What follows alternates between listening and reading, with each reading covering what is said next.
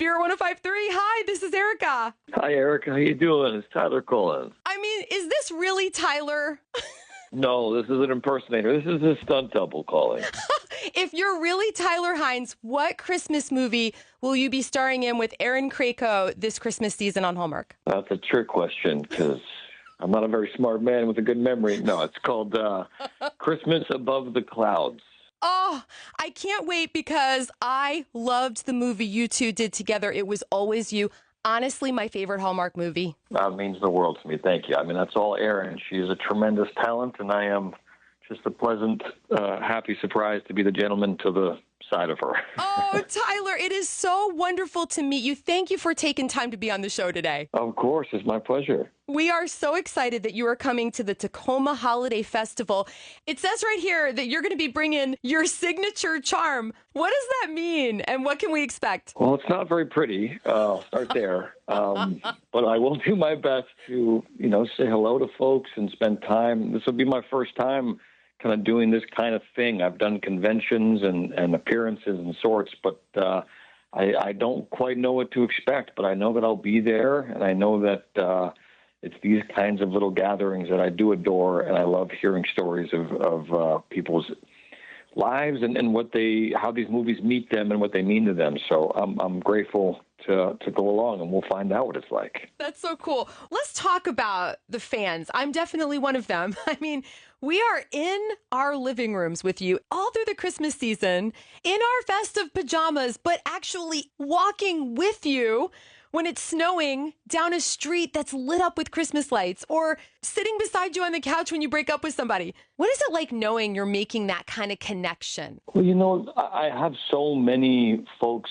who come and share with me personal moments where these movies have met them or helped them through a moment in their lives, or gave them the gift of a feeling when they really needed it. One of my favorite things I do love to hear is when I see multiple generations watching together, when I see, say, a grandmother or a granddaughter and a mother, and they're all together, and this is their sort of tradition, is this is the place where they meet and they get to all watch something together. I think that's a really beautiful thing, to be able to span generations and to be an excuse for folks to spend time with each other. That's kind of my favorite thing. That's so cool. That's the gift that Hallmark gives us every year.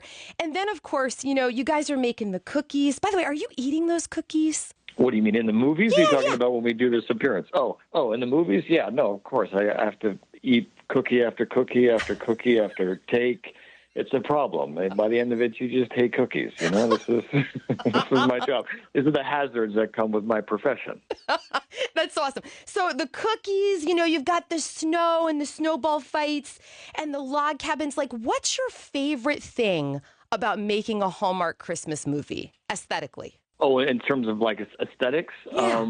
Christmas is a special thing. I've found myself in this Christmas Groundhog Day, where every year I get to experience Christmas all year long. We make the movies usually in the summertime, and then we promote the movies in the fall. And so my Christmas starts usually about somewhere in August, and then it stretches all the way to January 1st. Oh, wow.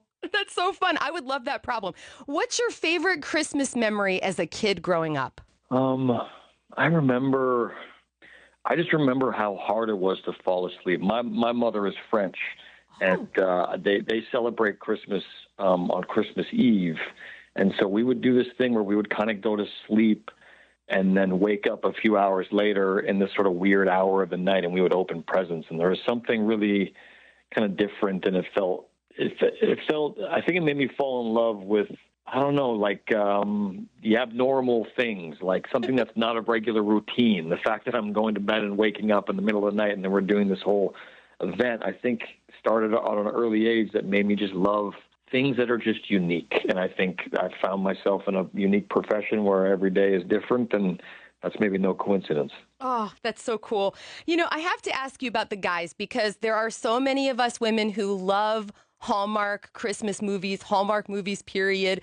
What would you say to a guy that's like, dude, I can never watch one of those, can't do it? How would you convince him?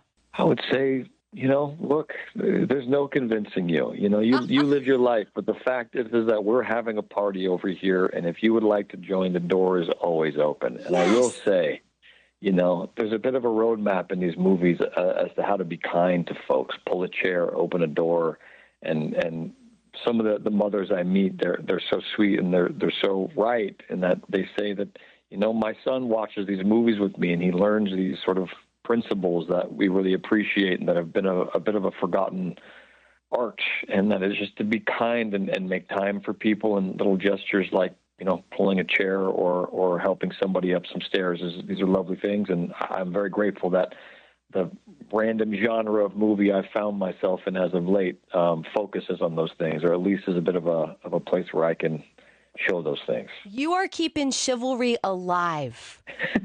I don't know about that. At least on camera. In my personal life, I'm a terrible person. Oh, I don't believe it. I am not buying it. Okay, since you talked about how it's a party, I totally agree. I gotta believe that it's like that off screen, like when you're filming the Three Wise Men and a Baby movies with Andrew and Paul.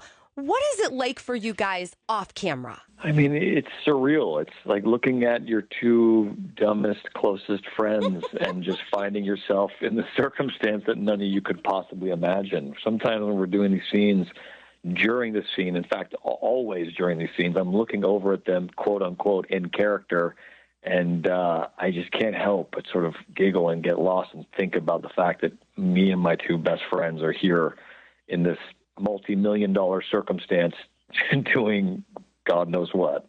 It's some unique, and the new movies especially gets out of control. So there'll be some fun shenanigans.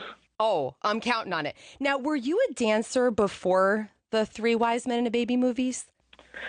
I'm still not a dancer now after the Three Wise Men and a Baby movies. Was that not clear in our dance? I love it. It's so fun because I'm also not a dancer. Well, we made it very easy. We set the bar nice and low for anybody who is or is not a dancer, so that next to us you will look great. Oh, fantastic. All right, I got to admit, my head is still in the clouds. The Christmas clouds, of course. Let's talk a little bit more about Christmas Above the Clouds. This is a modern take on A Christmas Carol, one of my favorite stories. I'm really looking forward to seeing this on November 8th on the Hallmark Channel. What do you look forward to, like when a movie comes out, especially this one? I'm really looking forward to people being able to see Erin Krakow really just shine as an artist and as a human being. I know for me, I signed on to this movie simply because selfishly I wanted to see her play this part up close. I think it's really dynamic. It's really fun. It's a unique sort of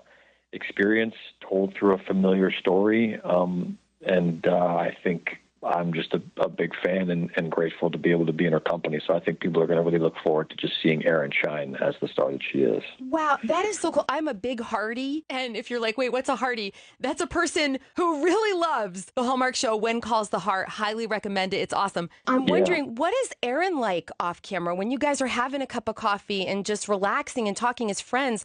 What is she like? Her and I...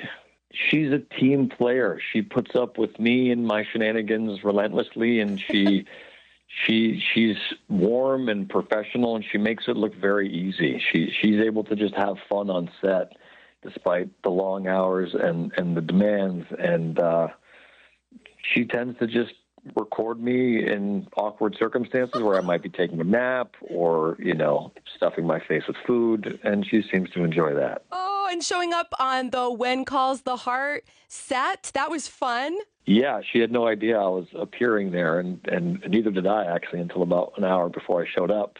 It was the first time we were in the same city, and I was able to just sort of drive over there. I'd seen my friend BJ Britt on his Christmas movie set earlier that day, and I said, why not just keep this tour going? So I showed up in Hope Valley and was the new swashbuckler in town. Yes, I hope that maybe one day you'll be on the show.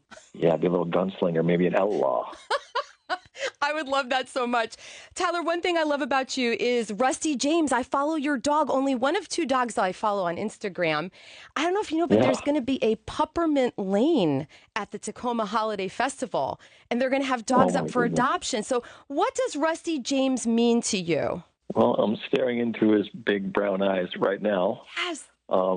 What he means to me right now is a paw infection. He's got allergies, so he's been Oh. licking his paw. He's got a little cone on his head. This is when he becomes a satellite dish, which is adorable and sad all at the same time. Oh. But he means everything. He's my furry son, and I gave birth to him, and I'm very proud of him. Oh, Tyler, you are absolutely amazing. It means so much to me that you said yes to this interview. Honestly, thank you for all the joy you bring, and God bless you as you make these movies. You're just fantastic. I appreciate your kind words very, very much. Very grateful to be in your company and do this radio show. That means so much to me. Tyler, you brought Christmas early to the PNW because you came on this morning show, and you're going to be at the Tacoma Holiday Festival tomorrow. How awesome. Merry early Christmas to you. I love it. Let's get Christmas fired up early. Why not? Merry Christmas, darling.